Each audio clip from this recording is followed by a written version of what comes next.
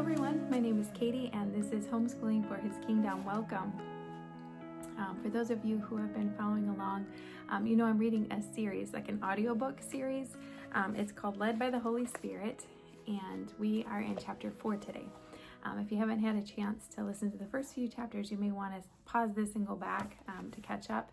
But essentially, we're learning the different ways the Father has taught me to be led, and really it all comes from Scripture. Perhaps all of you know that many of the things I'm going to explain, but the Father just brought things to life for me the past few years, and I felt led to write a book about it, sharing my testimonies, but also mirroring the testimonies in Scripture as well, from Yeshua or his own disciples.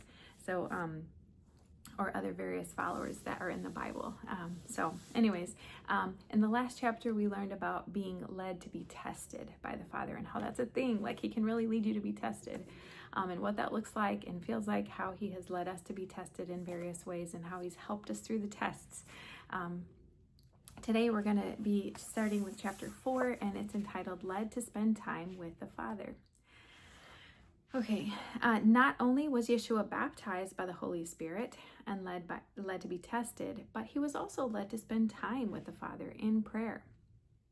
Scripture shows Yeshua getting up early and staying up late to get away with his heavenly Father many times. He was with people often, yes, but he also made time to be with his Father. I believe it was this daily time with the Father that fueled his ability to be Spirit-led. Mark 1:35 says, "The next morning, Jesus got up long before daylight, left the house while it was dark, and made his way to a secluded place to give himself to prayer." And Luke 5:15 through 16 says, "After this miracle, the news about Jesus spread even further. Massive crowds continually gathered to hear him speak and to be healed from their illnesses. But Jesus often slipped away from them and went into the wilderness to pray." So notice he's slipping away from people, getting to quiet places, and what is he doing? Praying, right? He's talking to his Heavenly Father. That's a cue for us. That's a pattern. The book of Genesis clearly demonstrates that from the very beginning, God created man and woman for fellowship. Father God loves spending time with us. Apostle John mentions this fellowship as well. 1 John 1:3. "So we proclaim to you what we have seen and heard about this life giver, so that we may share and enjoy this life together. For truly our fellowship is with the Father and his Son, Jesus, the Anointed One." So Yeshua gave us a beautiful example of how to fellowship with the Father in prayer daily. Even his disciples saw this fellowship and wanted to know more. They could have asked Yeshua for details of how to heal the sick or how to raise the dead, but that's not what they asked him, at least not in this passage. Listen, the disciples asked Yeshua how to pray. They saw this was a key connection between Yeshua and the Father. Luke 11:1 through 4 says, "One day, as Jesus was in prayer, one of his disciples came over to him as he finished and said, 'Would you teach us a model prayer that we can pray, just as John did for his disciples?' So Yeshua taught them this prayer: 'Our Heavenly Father, may the glory of your name be the center on which our life turns. May your Holy Spirit come upon us and cleanse us, manifest your kingdom on earth, and give us our needed bread for the coming day. Forgive our sins as we ourselves release forgiveness to those who have wronged us, and rescue us every time we face tribulations.'" The next section is entitled Time to Set the Alarm. Over the years, I have realized that consistent time with the Father in prayer is vital. Often, over the years, I have gotten up early to spend time with the Lord because the house is quiet. It is a sacrifice of sleep, no doubt, but I never regret it. As I seek the Lord first, he always gives me strength for the day. Matthew 6:33 says, "But first and most importantly, seek his kingdom and his righteousness, and all these things will be given to you also." So in my quiet time with the Father, I will read his word and pray. At times, I will also sing to him in English or in tongues. I will also pray in tongues as I feel led. If you have received the gift of tongues from the Lord, meaning praying in the Spirit, please use it often. Although I do not understand what I am praying, I know the Father does. After using the gift of tongues, I often see answered prayer or other wonderful things manifest in my life and in the lives of those around us.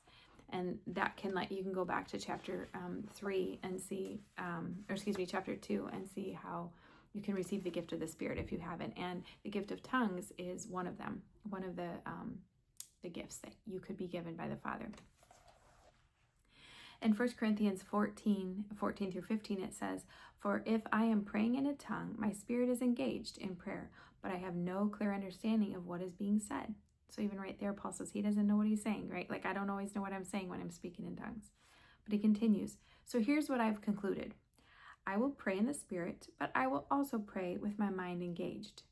I will sing rapturous praises in the Spirit, but I will also sing with my mind engaged." So I do that as well. So I will flip back and forth from praying in tongues to praying in English, singing in the Spirit or singing in tongues, and then singing in English, right? To keep my mind engaged.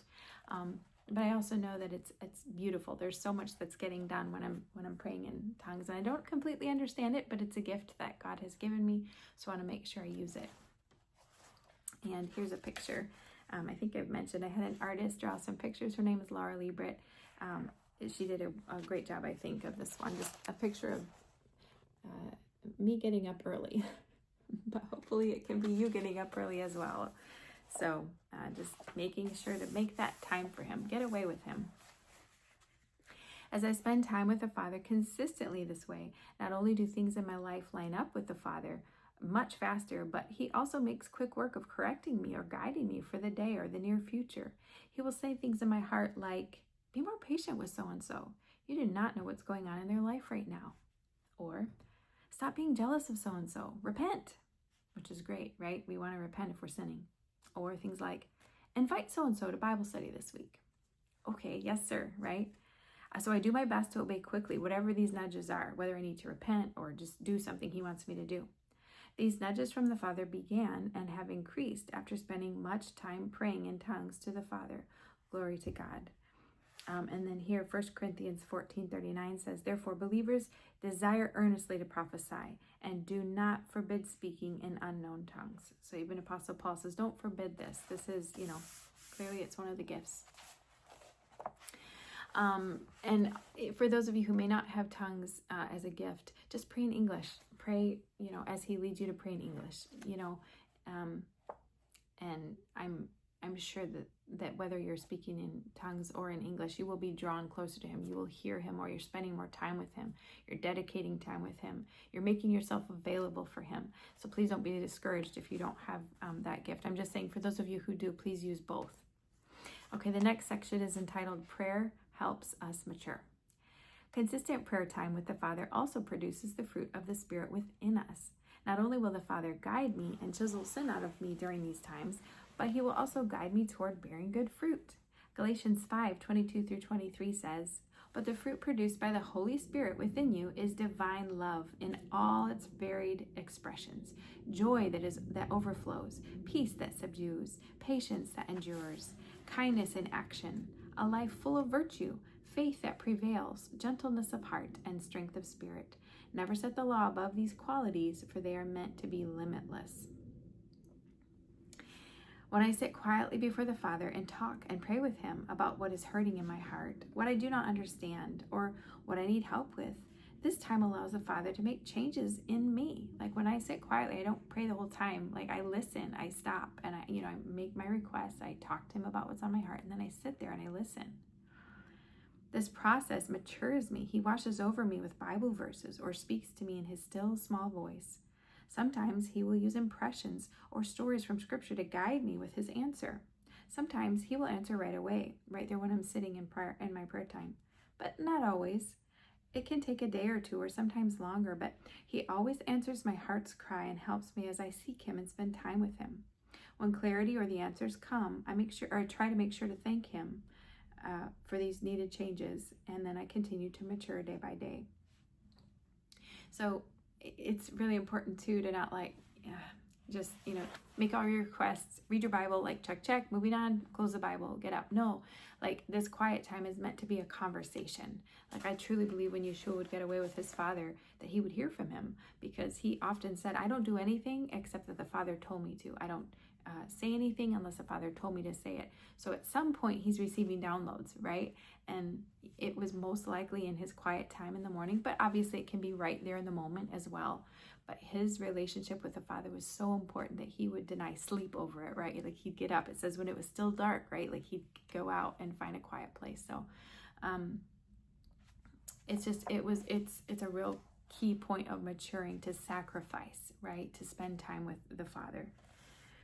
Sadly, the flip side can also be true. If I do not take the time to spend with Abba daily or often, and consistently sleep in or misuse my time, I do not grow much in the Lord that week. In fact, I see myself floundering with the same concepts or unanswered questions again and again, because I have not taken time to meet with the Father alone. Fellowship with the Father is a choice. He is always ready to spend time with us. Do we want to spend time with him? And I'm speaking to myself here too. I hope we all are saying yes. Let me close with these verses. Jeremiah 29:11-13. For I know the plans and thoughts that I have for you, says the Lord. Plans for peace and well-being, and not for disaster, to give you a future and a hope. Then you will call on me, and you will come and pray to me, and I will hear and will listen to you. Then you will seek me and require me, and find me when you search for me with all your heart.